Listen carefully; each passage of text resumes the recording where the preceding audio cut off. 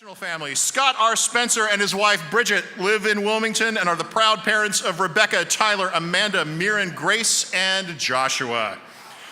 Scott was born in Lebanon, Pennsylvania, where he spent the first years of his life watching the trains passing through town, which led to a lifelong interest in railroads and his career as a transportation consultant.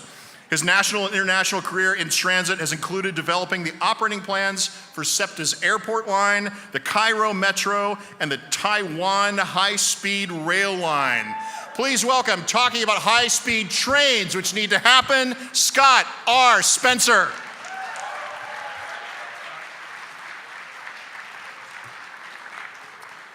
Thank you.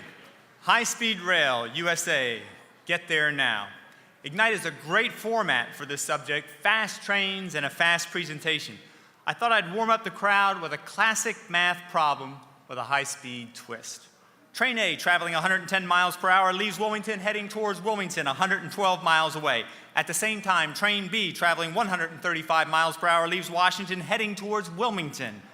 When did the two trains meet? How far from each city do they meet? Does anyone really care? I mean, with the Ignite format, we know the problem's going to go away in 15 seconds anyway. The need for speedy trains.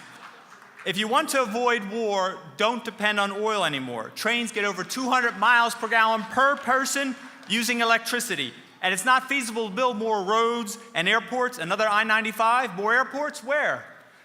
And prevent transportation stagnation in our nation, reduce pollution, and U.S. economic mobility be enhanced with jobs, productivity, and development. And right in our own Northeast Corridor, what I'm proposing is new trains for the Northeast Corridor to provide high-speed performance and reliability in snow and fog, high frequency, a train every 30 minutes.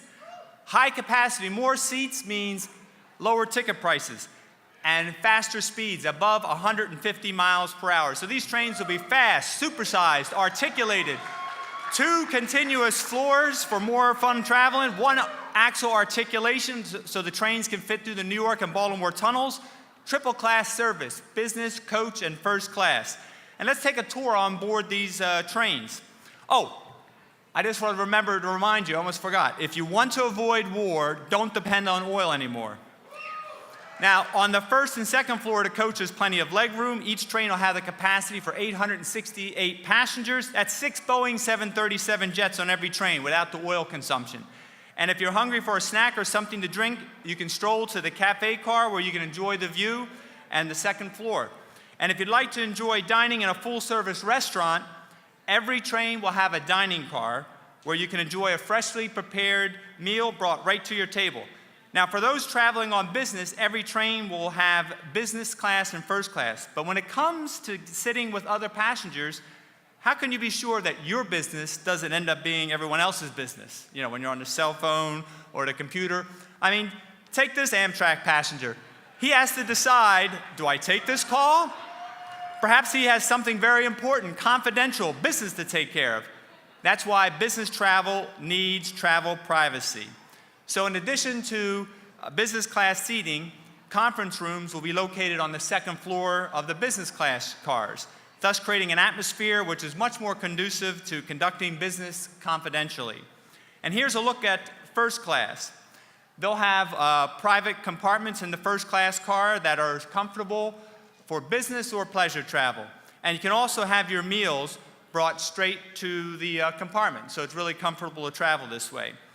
And then to continue the tour on the train, you can go to a lounge car, and in the forward part of this lounge car, there'll be a spacious 2-floor design of the lounge, which creates a living room atmosphere to meet and greet your fellow passengers or just relax and enjoy the view while traveling at over 150 miles per hour. And also in this observation lounge, at the rear of the train, you can take a look, and it'll create an unforgettable experience watching the miles disappear from the 2-story Sky Lounge vista. And we can build these new trains right here in Delaware, and that's what I'm proposing. We can go back to the future and build rail cars in Delaware again. We used to build them here in the 19th and 20th century. It'll create 300 direct jobs, building 47 train sets, generate over $2 billion in rail car manufacturing business, and then you can convert this factory to a train set maintenance center for another 150 jobs.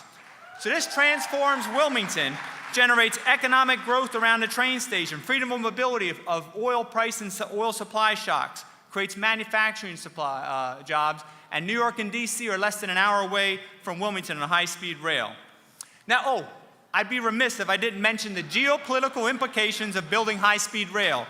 China, Russia, Spain, and other countries are building thousands of miles of high-speed rail to reduce dependency on oil-guzzling cars and airplanes. So if you want to avoid war, don't depend on oil anymore.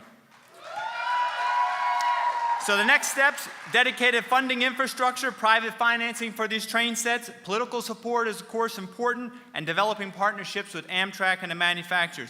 And it's also important to get you, your family, and friends on board to support high-speed rail in the USA. And in this way, we can get Wilmington moving, Delaware moving, and the United States moving at high speed into the 21st century. Thank you.